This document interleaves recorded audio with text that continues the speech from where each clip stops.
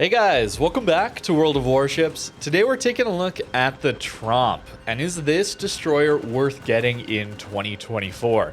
This is a coal destroyer for 238,000 coal, so it's not cheap, but it's very unique, and that's one of the things I'm often looking for in these premium ships for resources. Are they good, and are they unique? This ship certainly is very unique, and it's pretty good. Unfortunately for those playing against you, it's very frustrating to fight this ship. And it got some buffs this update as well, so we're going to take a look at that too. Speaking of, it's 12 kilometer airstrikes now rather than 10 kilometers. That's the change here, allowing the airstrikes to match the torpedo range. And this is really comfortable to play. It allows you to basically sit around 12 kilometers from your intended target. Your torps are in range, your guns are in range, and your airstrikes are all in range. It's really, really useful. The Tromp is also very well concealed. It's one of the main benefits here of this ship. We get 5.9 kilometer detect, something like that. Very, very good on a ship that has so much firepower.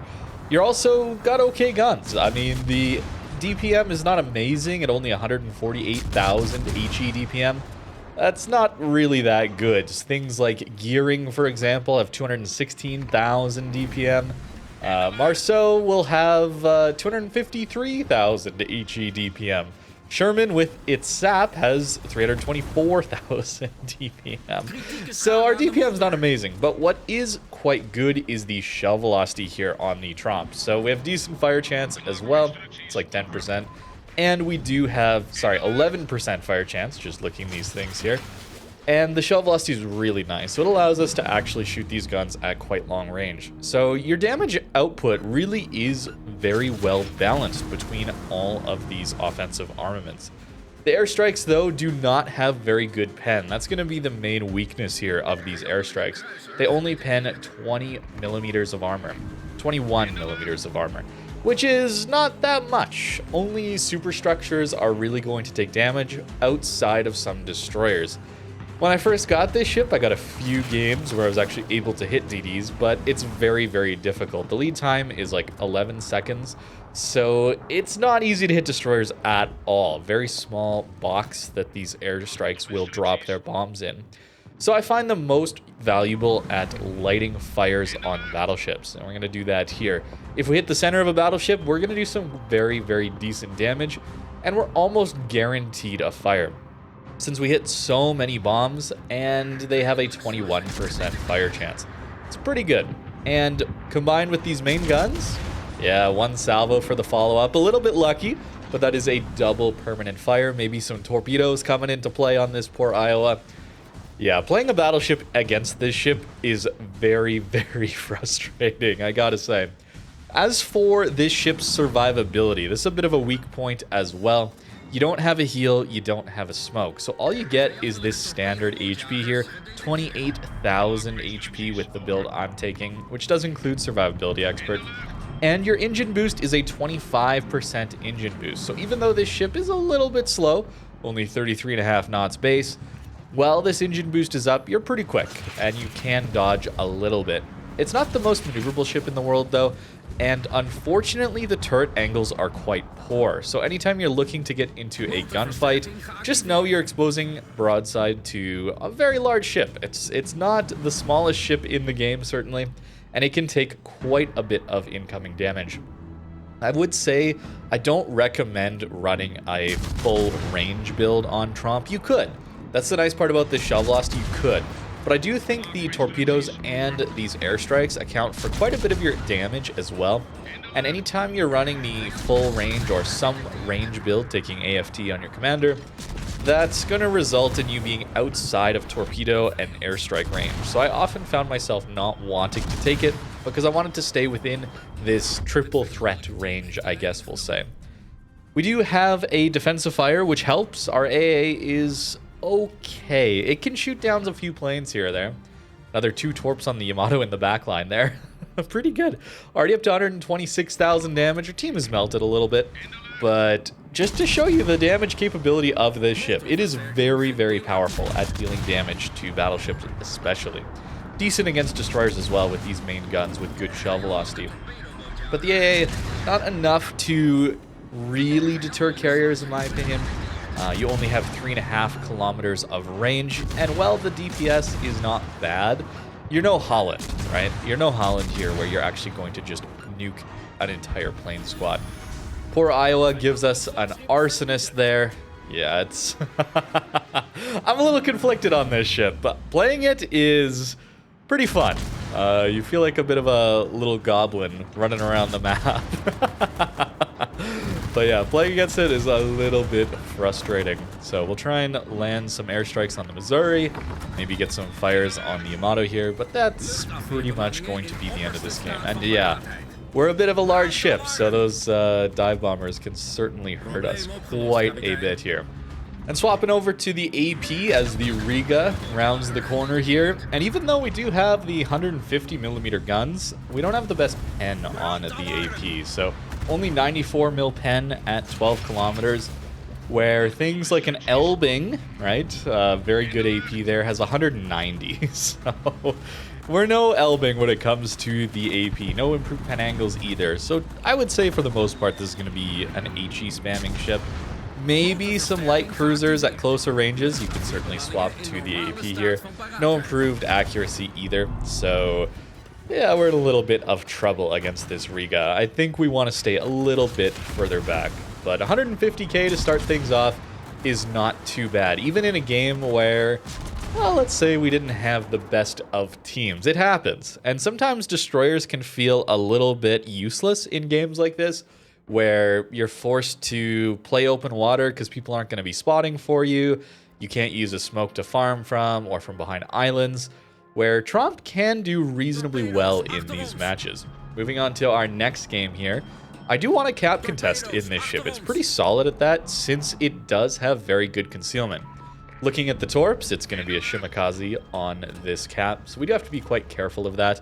This ship does not have the best acceleration, and that actually comes down to not taking propulsion mod, which sounds insane if you've never seen the builds for this ship before, but if you want to maximize the airstrike, you're not going to take prop mod, since you can get the reload a little bit better on the airstrikes by foregoing prop mod for the plane upgrades. We'll look at the build towards the end of this video.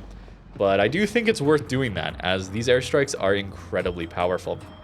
Already landing us massive damage on this Preußen, the follow-up giving us a permanent fire, and even more damage. And this is all damage done while being fully concealed. This is one of the more nefarious parts of these airstrikes, I would say, is that this damage is all done without you really risking your ship at all. It's more risk than a carrier, to be fair. You do have to get within range, but I mean, on a destroyer like this that is so well concealed, there's not really much risk here, let's be honest. And this poor Preußen is actually just gonna full send, maybe deciding to go next. Might not blame him too hard for that, considering what he's fighting against here. If he just goes behind the island like that, we're just going to keep dropping airstrikes on him. One other benefit of not having the smoke, I suppose, is that you are forced to be a useful spotter for your team. There's times where destroyers with smokes can just smoke up and then they stop spotting for the team, and that can be a little bit annoying. When you're playing Tromp, there's no risk of doing that. You do have to be useful to your team when it comes to spotting. Another airstrike here. I'm not shooting here mainly because I'm trying to save my HP if there's any destroyer engagements or anything like that. I don't want to take a bunch of damage to the secondaries, but it's not too big a deal, and we get another airstrike in. And I think our teammates are going to take them out just before our torps do land. As for destroyer engagements, this ship is okay. I already mentioned the DPM being not amazing, but it's our shell velocity that really helps us out, especially against things like gearing or any more normal tier 10 destroyer with the 127mm guns. They're very floaty at even 7 kilometers away, 8 kilometers away like we are now. So taking this engagement is really, really easy for us because we're easily going to land our shells and they're going to have a much more difficult time. And that's going to allow you to win some destroyer engagements. I wouldn't be trying to trade with like a Kleber, for example, or some of the other higher caliber destroyers that have better shell velocity. but you certainly can do some good damage, and fortunately, you dictate the engagement more often than not. Against ships that you have better shell velocity, well, you typically are going to get outspotted by them, or spotted at the same time.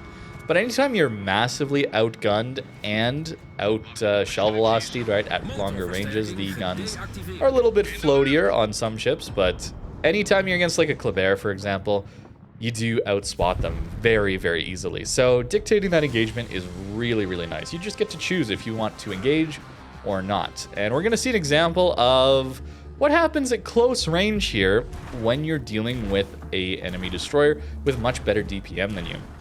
It's not going to go well.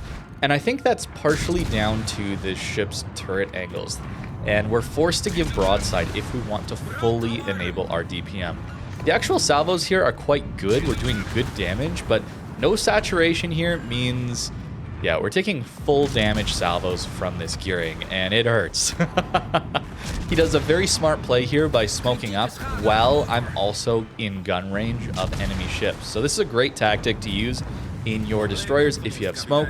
Make sure the enemy destroyers start shooting at you, and then you smoke up when you know they're going to be spotted by your teammates. And that makes our life very, very difficult here.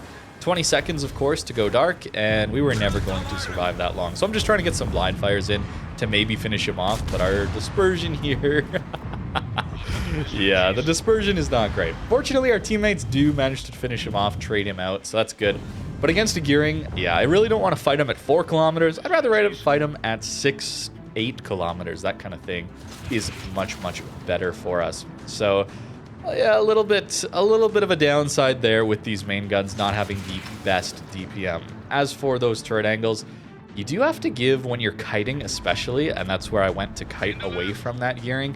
You got to give 42 degrees of angle. Here as well, we're backing in, we're reversing into the cap, trying to play safe, and look at how much broadside I have to give.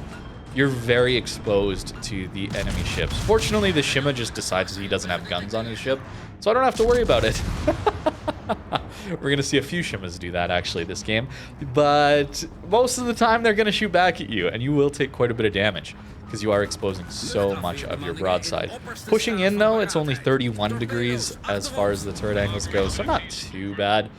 But it's definitely a weak point of the Tromp. It's not like this ship wants to be gunboating all the time. It's slow, it's big, it doesn't have the best gun angles. So that's why you're seeing me not always shooting my guns. Even though you can play it that way, it's also kind of funny just to be this little gremlin running around with good conceal and then just dumping airstrikes on people.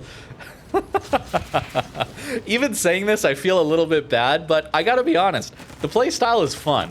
It's awful to fight against, but playing it's pretty fun.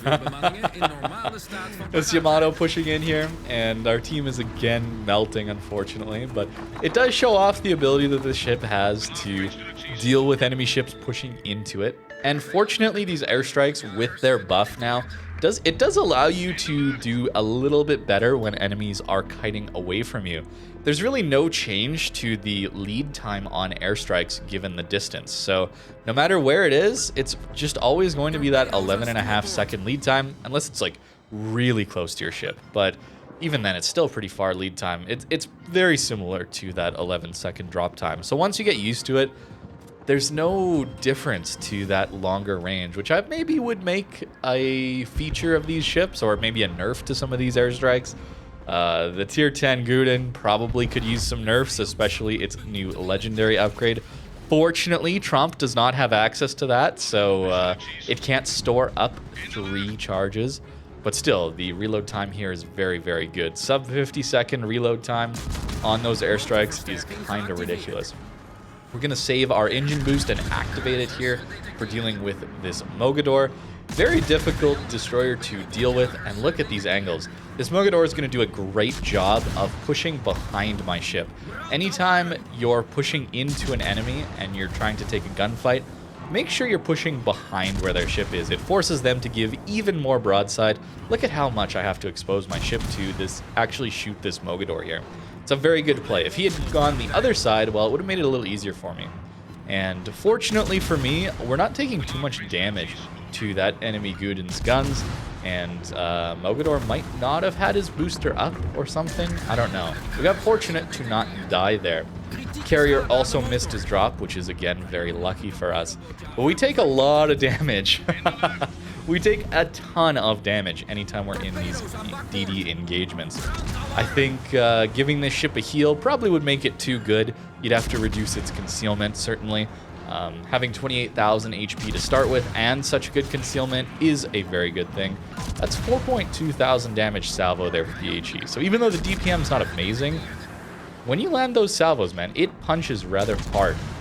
At close range, though, fortunately, the Shimikazes have elected to not shoot their guns. I don't know why, but they just have not shot their guns. And that allows me to finish both of them off. So we're artificially going to boost our base XP in this one, given the amount of destroyer damage. But yeah, a bit of a blowout in this one. They happen, guys. They certainly happen. But we've had some good games as well with the Tromp, allowing us to see what this ship can do in a little bit closer matches too. And it's unique. I think that's the real benefit here. It's a lot of coal to spend, but either with coal or any of the in-game resources, you want a ship that's either going to be fun to play, very powerful to earn you a lot of credits, right? If you're buying it for a premium ship, certainly go for more of a tier 9. This being a tier 10, you don't get that credit multiplication that's baked into tier 9 and below premiums. At tier 9, it's the highest multiplier. Tier 8 still has a decent multiplier though too, so typically those are the ones I'm going to recommend anytime you're looking for a premium to earn credits. Yeah, 1400 base, although, yeah, a lot of that was artificially boosted from those Shimikazes just deciding not to shoot. So with Tromp, it's less about the credit earning potential, I think, and more about getting a very unique playstyle. It's so different from anything else, and I think that can be very fun. So if you're looking at this ship as an option, I think you could easily go for this one. This one is easily recommendable for that unique playstyle. And it's quite good too. It's not like it's a bad ship. But yeah, these turret angles can be annoying, and the amount of damage you take into some of these gunfights can be a little bit surprising, I think, given how good the HP is on this ship. We do strike this Yamato. We're going to strike this poor Yamato again, and really that's why this clip is included. I mean, I think I'm gonna land, am I gonna land 100 bombs on this guy before he goes down? Just feels bad, man. There's gonna be a point later on where I push out and he's just waiting for me with high explosive ready. All the ships here, right? There's a Thunder to overmatch, all this, like there's a Minotaur around, but he's gonna be waiting with the HE, and you're gonna see exactly why as we're just dropping him over and over and over and over again. Another fire on him. Strikes are back up. It's not fun. I'm laughing because I've been on that side, all right? I've been on that side of it. I know how painful this is. And our torps are probably not enough to deal with him here, but I mean, I'm still just going to push in and drop him over and over and over again. He's still very healthy though, but we've landed a lot of bombs. Notice that you have to hit superstructures. Yamato's got a pretty small superstructure, so we're actually not going to get that much damage in on him. Tromp can be a very good support DD. I guess that's the last thing I want to say here about the gun power. Kind of talked about that maybe a bit too much, considering the other features of this ship. But as the second line DD, it's very powerful. The shell velocity allows you to play that role where you're pushing in, or in this case, the friendly gearing, or maybe even Wisconsin actually got the Harigamo spotted there. But it allows us to do really good damage because the alpha's damage, as well as that shell velocity, lets us do really good damage at longer ranges, and we can play that second line role extremely well. Here we go, creeping around the corner of all the ships to be ready for. Yep, he's got the HE. I was a little surprised in the moment. I was like, what? He's got HE? Why would he do that? There was a Wisconsin pushing. There's a Minotaur. Like, what's going on? But looking back in hindsight, I get it. I think I understand. Shimikaze here. I really wanted to get you guys a clip of airstrikes on destroyers, but it's so hard to land it, man. They do ridiculous damage, right? Because you actually full pen everything. So you can get 10, 15,000 damage from some of these airstrikes onto at least the larger destroyers, but it's very hard to land it. So I think that's a good thing, to be honest with you, given that these guns are reasonably powerful as well. But yeah, I really wanted to show it. If you look back at some of the earlier Tromp videos, I think of the first video I did on Tromp, I got some damage in on a Sherman, I want to say, and that's pretty disgusting. Another Shimakaze deciding not to shoot guns. I don't know why it's so common. I guess this one's deciding to torp at us. The widespread there could have been a good idea, I think, given that I slow down and turn in. I would have easily dodged the gray line narrow torps, but he didn't get all three off, so we do manage to dodge and win this game. Those are the games with Tromp for you. Let's take a look at the build and discuss a little bit more about if this ship is worthwhile for you. And yeah, 116 bomb hits, nearly a witherer on that poor Yamato.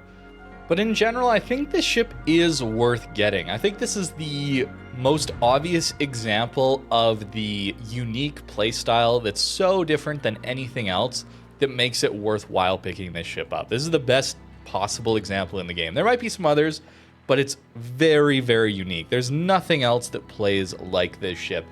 As for the power level, there's much stronger destroyers available for Cole. I think things like Marceau, Sherman are way better gunboats. I think Kaba as well is a much better gunboat. Utility for your team, if you're looking at that side of things, I think something like the Black could be really good for like the ranked game modes with the radar there. I think as far as torp boats, there's obviously much better options. Like Hayate is a really decent hybrid as well. The power level is probably around that of the Alvaro, and it's more unique than Alvaro. Even though Alvaro does have that burst fire to deal with destroyers a little better than Tromp might, I think this ship is just more unique and more worth getting than something like the Alvaro. We got plenty more destroyers to take a look at, of course, and I'll give you all my thoughts on them over the next couple of weeks, but Tromp is so unique, man. The build that I was running looked like this. Very standard Tromp build, I would say. Notice we're not even taking Superintendent. There's not really much here to help you stay alive, I guess outside of the speed boost, so I'd rather take things like Fearless Brawler to up our DPM in those situations where we might need it, and not taking Main Battery and AI Expert. I called it AFT because that's what it was called back years ago, but that extra gun range, again, I don't think it's necessarily worth taking, since we want to stay within airstrike and torpedo range as well. That's just kind of how I think this ship wants to be played. And the equipment here, yeah, you're not actually taking propulsion mod. It's one of the very few ships I won't take propulsion mod on, especially DDs. That airstrike though, 20% better reload, better HP, so you can strike into groups of ships. It's very good to have that extra ability on this thing. But yeah, those turret angles and the general squishiness of this ship, it's a big ship, it takes a lot of damage, so it's surprisingly weak in those close quarters engagements, even though you're probably in those close quarter scenarios thanks to that really, really good concealment. So you gotta be a little bit careful of that, especially given these turret angles. 35 knots of speed with the speed flag, not awful, but yeah, not great. But that's going to do it for the Tromp, a very unique, interesting ship. And if you're wanting that, I think this is one of the best options for you. Thank you very much for watching, and have a great rest of your day.